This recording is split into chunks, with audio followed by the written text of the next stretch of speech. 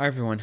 So, in the previous lesson, we talked about in part 1 how powerful the vertical spreads are, but we didn't explain much what a delta is. And that's what I want to explain first here. The delta signifies the probability of the option expiring in the money. So, when you look at when I said find a delta with the 25 or 19 or 18, what that means is that I wanted to find an option that had a 25% or an 18% chance that it would expire in the money. And that's good because what that means is that if I choose an option, let's say that has a 20% chance, I basically have an 80% chance that I'm going to make the max profit. And that's definitely likely because that there's going to be a 20% probability that the strike price is going to go in the money. That means that there's an 80% chance that it won't. And I make money, the max money, when it doesn't. That's why delta is important for me to look at because it tells me the probabilities. Now, the delta also signifies the amount of increment the option moves. So when you see that a delta, let's say this call option at 400, or let's say this one, $420, delta in, besides being a probability, a delta also is saying the amount of rate of change the option moves per dollar increase in that option. So if Microsoft moves up by $1, this option contract would increase by 43 cents. That's the way how it improves itself. And what's important to see is that as prices continue to go in the money, the delta starts to increase and increase and increase. Why? Because these options are starting to behave like shares. When they go so in the money, they don't have as much extrinsic, and you can actually tell by right here, the extrinsic max is at the money. It's at $770, or technically, one of these two. But as it gets in the money more, it starts to lose that extrinsic. And it's not because it's worth less, it's because it has more in intrinsic. So, same rule applies with puts. When put the highest extrinsic value right over here is 665. But it gets close when it gets more and more in the money, there starts to be more intrinsic than rather extrinsic. So, going back to the delta, what happens is that if the price goes from 415 to 416.28, this option would increase in value by 43 cents because that's what the delta is telling us.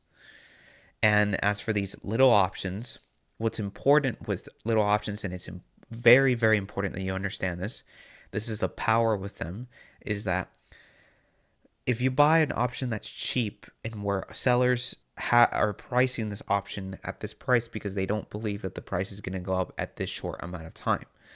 That's why they're worth the amount they are, making the delta less because the delta has to be correlated to what they're worth.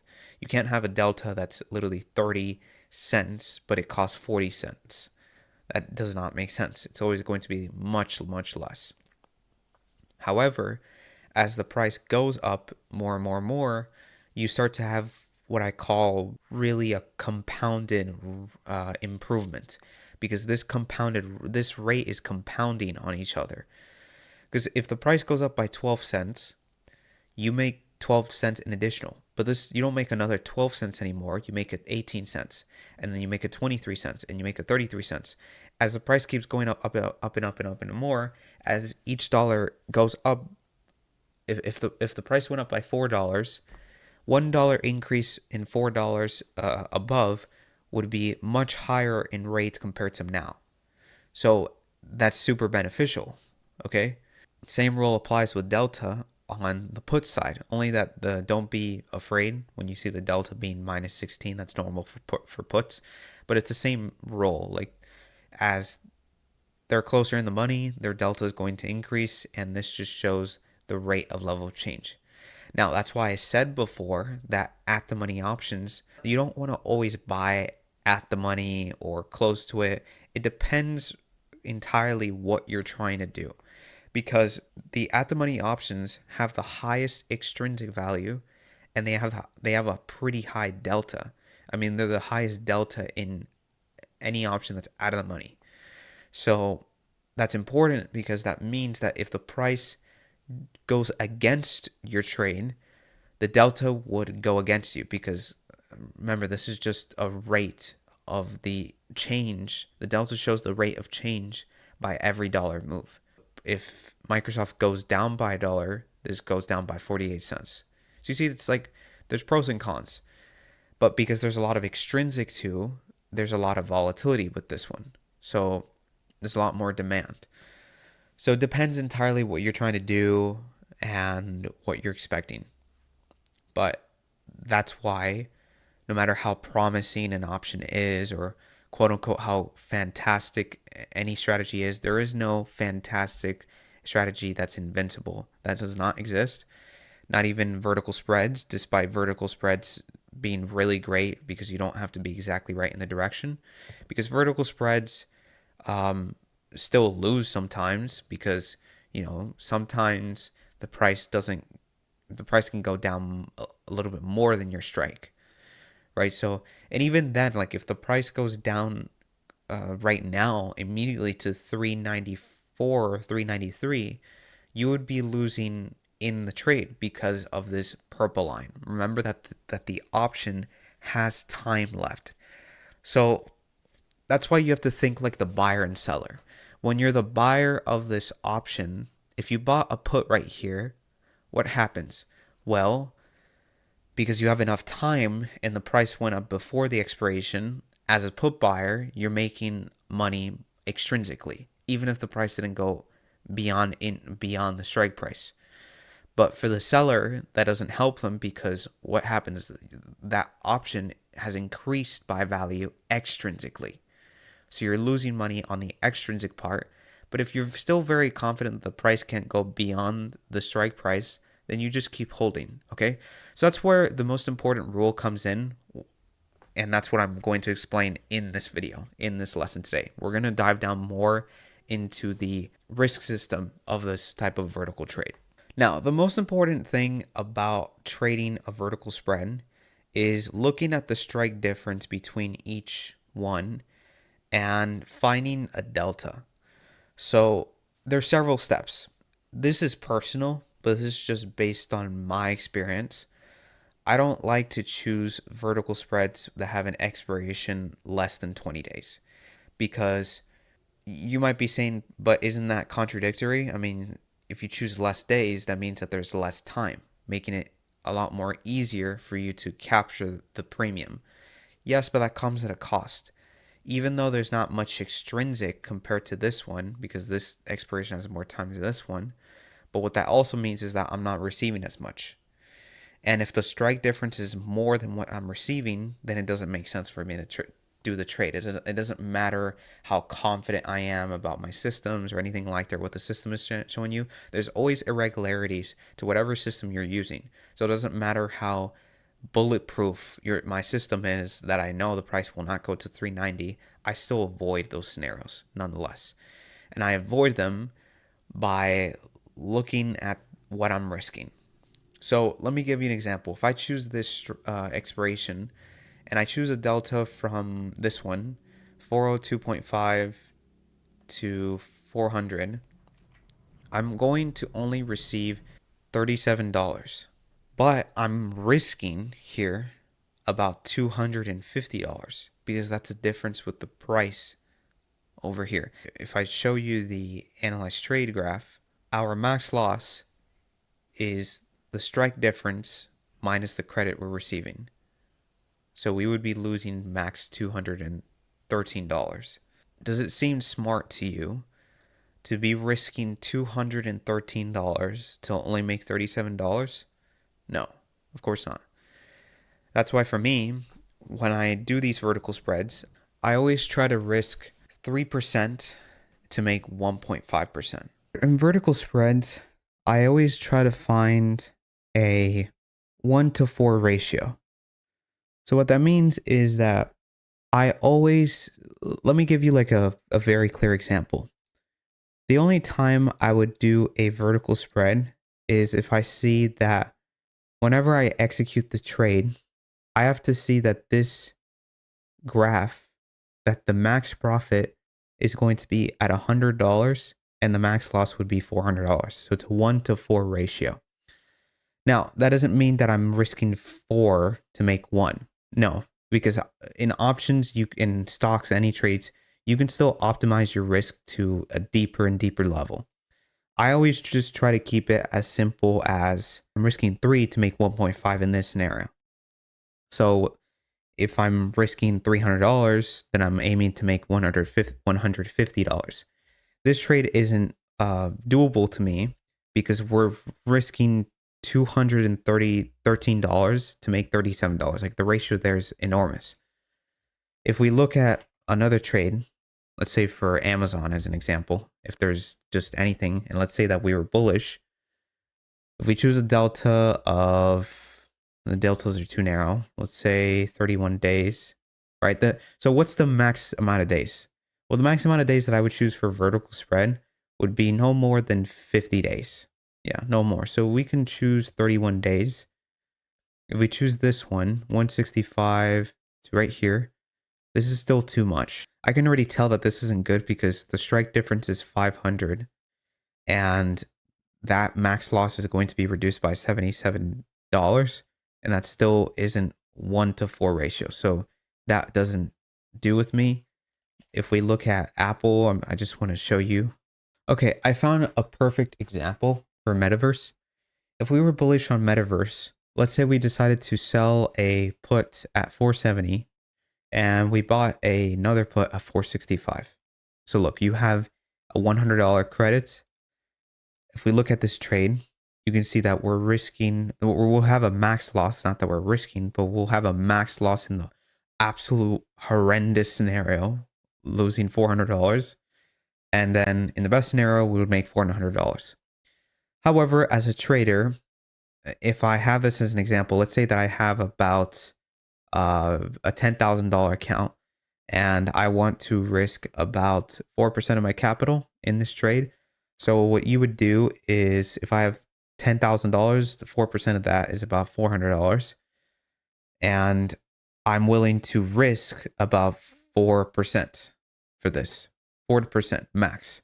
So I'm not going to decide to say, okay, if I'm risking $400, then I should make 400. No, because I'm in a vertical spread. It's always going to be 1-to-4 as the max loss, but for me, it's a 3 to 1.5.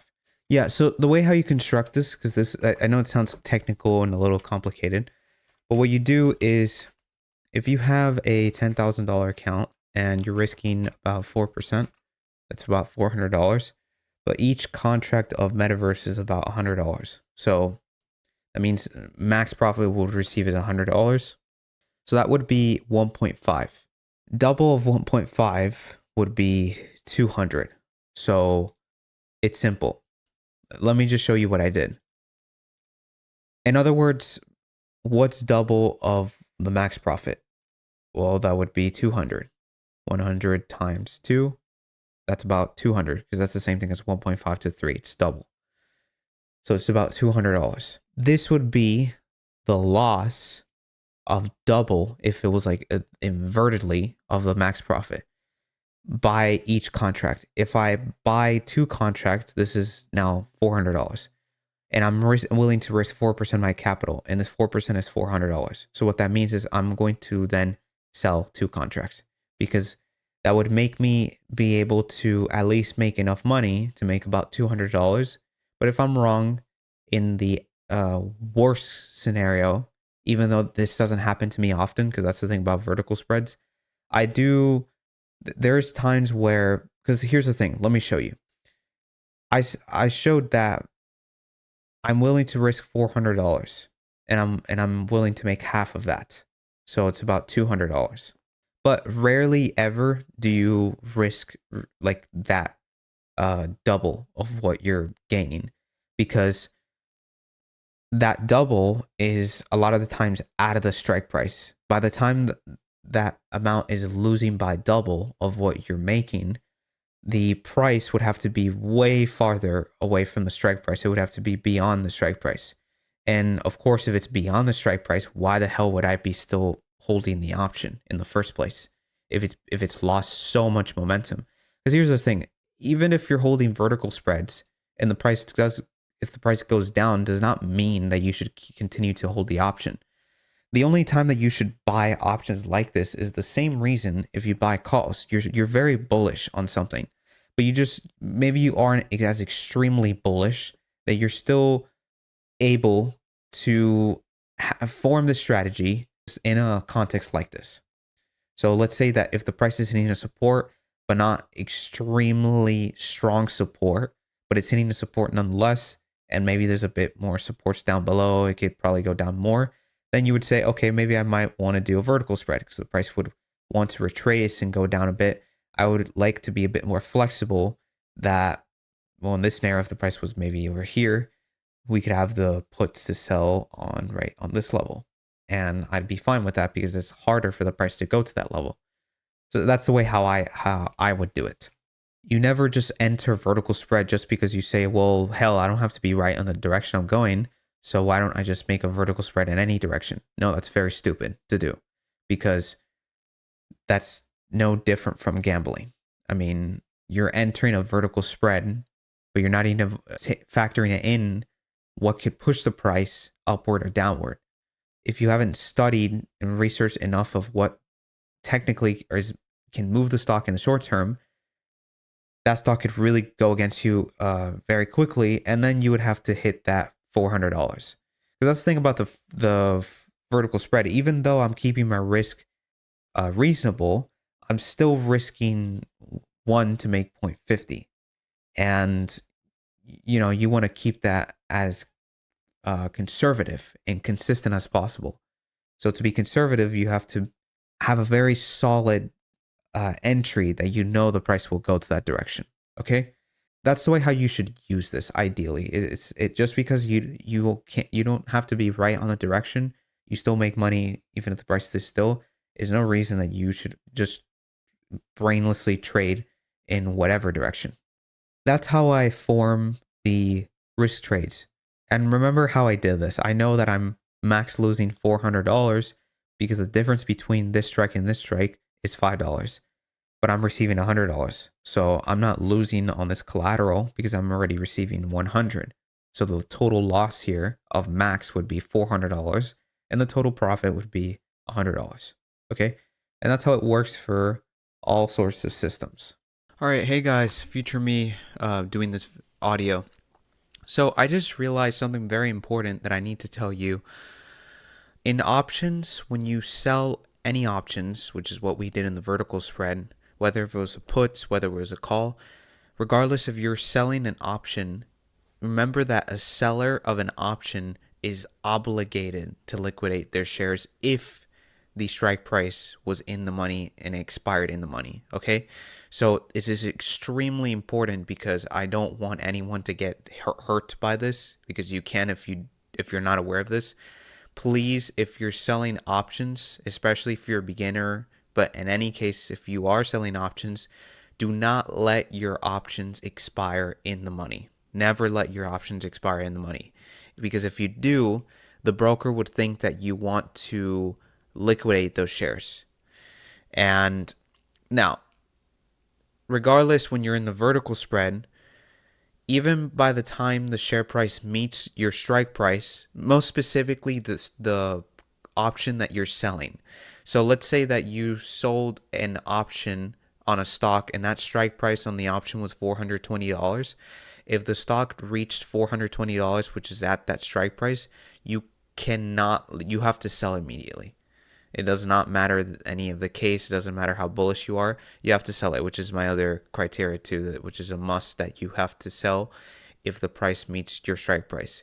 Now, if the price is if it's getting close to your strike price, but it doesn't look as bullish as you saw before, or maybe you made a mistake, then you have to cut losses. It doesn't matter to think like, what if I wait a bit more time and what if it stays still? Look, this isn't about what ifs. This is about guarantees and full confidence, and with probabilities, not biases or emotions, that we know things will happen. And that's not surety of things would happen based on ifs. Okay, so it's important. All right, please do not let your options in the money when you're selling, or else you'll face one of these issues. Again, if this is confusing or if you have any other questions, make sure to look at the link below, and I accept anyone who is interested to learn about trading or investing to book a call with me. Okay, take care, guys. All right, so in the next video, we've already covered now the vertical spread, but in the next video, we could talk more of other strategies in the intermediate level. Once you progress through the intermediate level, you should be able to be competent in the veteran level, which we'll talk about a lot more complex sort of option strategies and systems that you can use to your arsenal. All right. So take care, guys, and I'll see you next time.